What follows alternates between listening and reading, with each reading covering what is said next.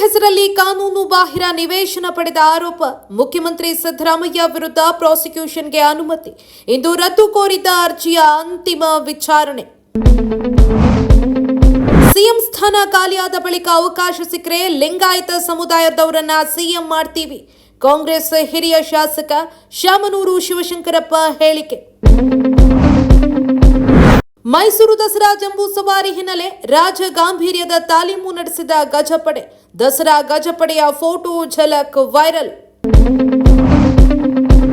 ನಾಗಮಂಗಲದಲ್ಲಿ ಗಣಪತಿ ಮೆರವಣಿಗೆ ವೇಳೆ ಕಲ್ಲು ತೂರಾಟ, ಅಂಗಡಿ ವಾಹನಗಳಿಗೆ ಬೆಂಕಿ, 2 ಪೊಲೀಸರಿಗೆ ಗಾಯ. ಸ್ಥಳದಲ್ಲಿ ಪ್ರಕ್ಷುಬ್ಧ ವಾತಾವರಣ. ಇಂದು ಶಾಲಾ ಕಾಲೇಜುಗಳಿಗೆ ರಜೆ ಘೋಷಣೆ.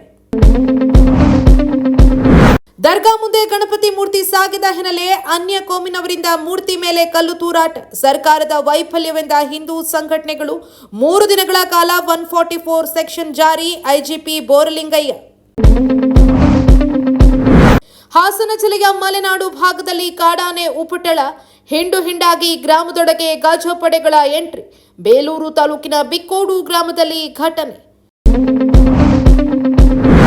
ಲಾಠಿ ಹಿಡಿದು ಮಹಿಳಾ ಪಿಎಸ್ಐ ರೌಂಡ್ಸ್. ಅಡ್ಡಾದಿಡ್ಡಿ ಪಾರ್ಕಿಂಗ್ ಮಾಡಿದ ವಾಹನಗಳ ಏರ್ಔಟ್.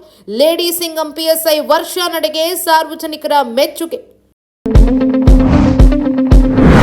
ಬೆಂಗಳೂರಿನ ಉದ್ಯಮಿಯ ಅಪಹರಣ, ಬೆದರಿಕೆ. 4 ಜಿಎಸ್ಟಿ ಅಧಿಕಾರಿಗಳನ್ನು ಬಂಧಿಸಿದ ಸಿಸಿಬಿ.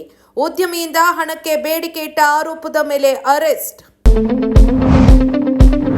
ಚಾರ್ಜ್ ಶೀಟ್ ಪ್ರಸಾರಕ್ಕೆ ನಿರ್ಬಂಧಿಸುವಂತೆ ನಟ ದರ್ಶನ್ ಹೈಕೋರ್ಟ್ ಮೊರೆ. ಚಾರ್ಜ್ ಶೀಟ್ನ ಯಾವುದೇ ರಹಸ್ಯ ಮಾಹಿತಿ ಬಹಿರಂಗಕ್ಕೆ ನ್ಯಾಯಾಲಯ ನಿರ್ಬಂಧ. ನ್ಯಾಯಮೂರ್ತಿ ಹೇಮಂತ್ ಚಂದನ್ ಗೌಡ ಅವರಿದ್ದ ನ್ಯಾಯಪೀಠದಿಂದ ಆದೇಶ.